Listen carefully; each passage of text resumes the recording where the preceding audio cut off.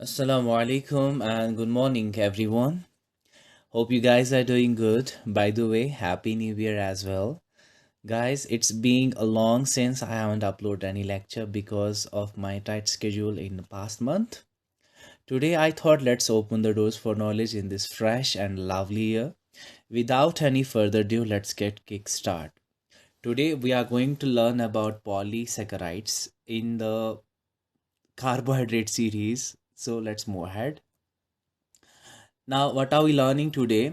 We are learning polysaccharides, their introduction, their properties, the types of polysaccharides, their elementary idea, यानी basic concept क्या है.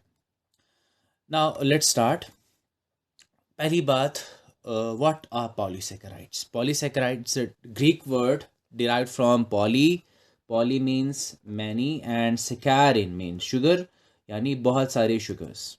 Now, carbohydrates with more than 20 monosaccharide units, यानी ज़्यादा से ज़्यादा 20 से ज़्यादा, we can say 20 से ज़्यादा जब मोनोसेकेराइड यूनिट्स यानी सिंगल शुगर यूनिट्स जुड़े होते हैं, we call that polysaccharide. Now hundreds and thousands of monosaccharides are linked, यानी बहुत सारे मोनोसेकेराइड यूनिट्स जो है वो एक दूसरे के साथ जुड़े होते हैं. By which bond? Glycosidic bond. To form a complex polysaccharide we call that polysaccharide. Okay. ना पॉलीसैकेराइड है, बहुत सारे मोनोसैकेराइड्स है. ये जो रिंग्स है ये हमारे पास ये सारे ये क्या है? Monosaccharides. They are linked by link glycosidic bond. Okay. We are going to hydrolyse it और we are going to break it. जब हम इसको ब्रेक करते हैं, what are we going to get? We are going to get monosaccharides back. Okay. Because there are many sugar units जो जुड़े होते हैं एक दूसरे के साथ. Now they are contributing to the high molecular weight, यानी पॉलीसेकेराइड जो होते हैं इनका मॉलिकुलर वेट बहुत ज़्यादा होता है. जैसे I can coat the example of glucose. अगर हम ग्लूकोज की बात करेंगे तो एक ग्लूकोज यूनिट का वेट जो होता है वो 100 अप्रॉक्सीमेटली 180 डाल्टन होता है. अगर हमारे पास एक पॉलीसेकेराइड है जिसमें 100 ग्लूकोज मॉलिक्यूल्स होते हैं प्रेजेंट है, 100 ग्लूकोज मॉलिक्यूल्स प्रेजेंट है, तो टोटल वेट कितना बन जाएगा? 18,000 डाल्टन्स. ठीक है, तो इतना हमारा इसका वेट हो जाएगा सिर्फ 100 ग्लूकोज मॉलिक्यूल से. Now they are also called the glycans. इनको हम कहते हैं they can be branched and unbranched, यानी ये इनकी ब्रांच हो सकते हैं. ठीक है, और ये सिर्फ लीनियर हो सकते हैं. ब्रांच की एग्जांपल हमारे पास ग्लाइकोजन है, स्टार्च है. ग्लाइकोजन को हम एनिमल स्टार्च भी कहते हैं ना. और लीनियर की एग्जांपल हमारे पास सेलुलोस है जो बहुत ही अबंडेंट पॉलीसेकेराइड है पूरी दुनिया में, सेलुलोस. ब्रांच की एग्जांपल जो अनब्रांच्ड होता है वो जैसे लीनियर होता है वो इस तरह का है, और जो ब्रांच्ड होते हैं वो ऐसे होंगे. नाउ प्रोटीन्स और न्यूक्लिक एसिड्स जो हम पढ़ चुके हैं they are linear and they are also polymers, यानी ये भी बहुत सारे मोनोमेरिक यूनिट्स के बने होते हैं but they are linear. Carbohydrates जब वो पॉलीमर होते हैं तो वो ब्रांच्ड भी हो सकते हैं. नाउ पॉलीसेकेराइड्स के बारे में एक और बहुत इंपॉर्टेंट बात, they are also called non sugars, means they are not sweet. ये स्वीट नहीं होते. Now classification of polysaccharides based on type of monosaccharide unit, यानी इनका monosaccharide unit कौन सा है. monosaccharide unit कितने टाइप के हैं? अगर मोनोसेकेराइड यूनिट जितने भी मोनोसेकेराइड यूनिट्स होंगे वो सारे के सारे सेम होंगे, एक तरह के होंगे, we call that homo polysaccharides. अगर वो डिफरेंट तरह के होंगे we call them hetero polysaccharides. जैसे ये देखो येलो कलर के सारे सेम हैं और जुड़े हुए हैं, we call this a homo polysaccharide. और ये देखो क्योंकि कोई ब्रांच नहीं है अनब्रांच्ड है. ऐसे ही ये एक सारे के सारे रेड कलर के हैं तो होमो पॉलीसेकेराइड है, क्योंकि ब्रांच पॉइंट्स है तो we call it branched homopolymer branched. और यहाँ पे हेटेरोपॉलीसैकेराइड्स की बात करेंगे। देखो जो यूनिट्स इसमें है ग्रीन कलर का भी, ब्लू, येलो, यानी डिफरेंट तरह के शुगर जुड़े हुए हैं। And this is a unbranched और linear form of a polysaccharide. We can have जो हेटेरोपॉलीसैकेराइड है यहाँ पे ब्रांच भी हो सकते हैं। तो इनका बेसिकली जो होमोपॉलीसैकेराइड होता है इनका स्ट्रक्चर जो है सिंपल सा होता है और ये थोड़े से कॉम्प्लेक्स के होते हैं।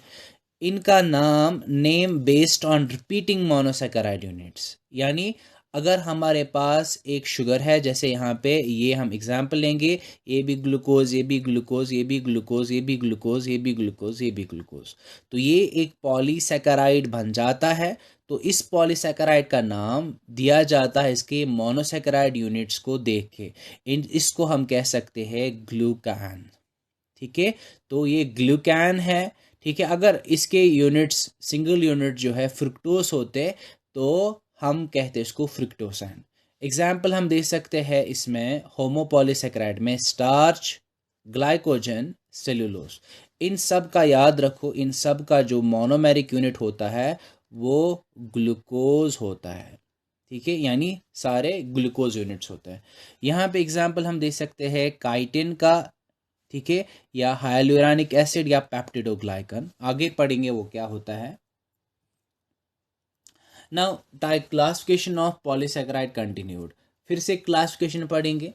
अब दो तरह के कार्बोहाइड्रेट होते हैं यानी पॉलीसैकेराइड होते हैं based on type of function. कौन सा फंक्शन वो कर रहे हैं एक लिविंग ऑर्गेनिज्म के अंदर, इसकी बुनियाद पे हमारे पास जो ये पॉलीसैकेराइड है वो भी फिर से दो किस्म के हैं। एक होता है जिसको हम कहते हैं स्टोरेज पॉलीसैकेराइड, दूसरा होता है जो स्ट्रक्चरल पॉलीसैकेराइड होता है। नाउ स्टोरेज की बात करेंगे, which are stored inside the living organism as food reserve, यानी एक लिविंग ऑर्गेनिज्म अपने अंदर इसको मौजूद रखता है, जमा करके रखता है, स्टोर करके रखता है फॉर फ्यूचर पर्पस, जब उसको फ्यूल की ज़रूरत हो। ठीक है, ऐसे ही यहाँ पे जो स्ट्रक्चरल पॉलीसैकेराइड है they are forming the structural framework. इनका बस स्ट्रक्चर बनाने का काम है। जैसे सेल वॉल होता है, एक सेल है, सेल के बाहर सेल वॉल है, तो ये एक स्ट्रक्चर है और ठोस बनाता है, सेल को शेप प्रोवाइड करता है। तो ये सेल वॉल की बात हुई।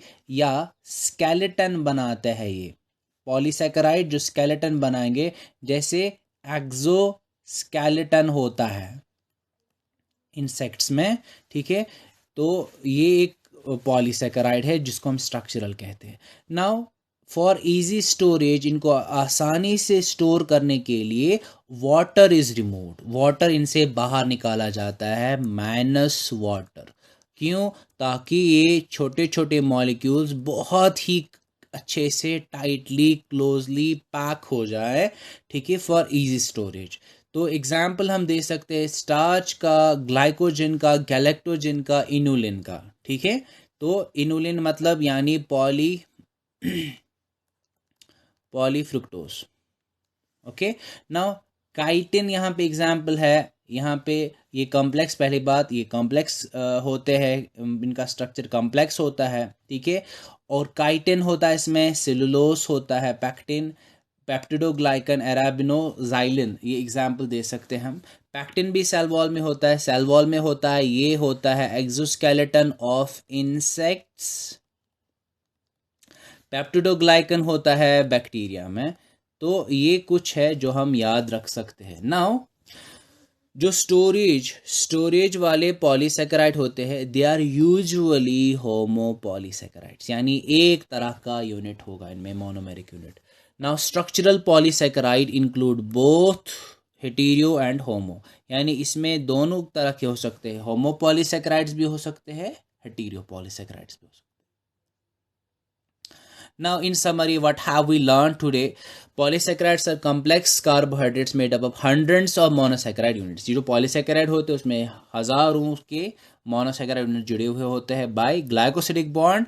दे कैन बी ब्रांच, इनमें ब्रांच हो सकती है या ब्रांच नहीं हो सकती है, जिनको हम लीनियर कहते हैं ये भी हमने पढ़ा। और based on type of monomeric unit, इनमें कितने किस्म के मोनोमेरिक यूनिट है, वी कैन हैव होमोपॉलीसेकेराइड जिसमें एक ही तरह के मोनोमेरिक यूनिट होते हैं, या वी कैन हैव हेटेरोपॉलीसेकेराइड जिसमें एक से ज़्यादा किस्म के मोनोसेकेराइड यूनिट हो सकते हैं। ना बेस्ड ऑन बायोलॉजिकल फंक्शन, यानी इनकी बायोलॉजिकल फंक्शन कैसी रहती है एक लिविंग ऑर्गेनिज्म में, they can either act structural, यानी स्ट्रक्चर बनाने में मदद करते हैं, जैसे हमने पढ़ा सेल वॉल या एक्सोस्केलेटन, या वो स्टोरेज हो सकते हैं, स्टोर किए जा सकते हैं, जैसे हमारे पास स्टार्च होता है, ग्लाइकोजन होता है, etcetera. Thank you so much for joining me. If you enjoyed the lecture, please hit the like button, share this video with your friends, subscribe to my channel, press the bell icon for sure. Thank you so much, guys.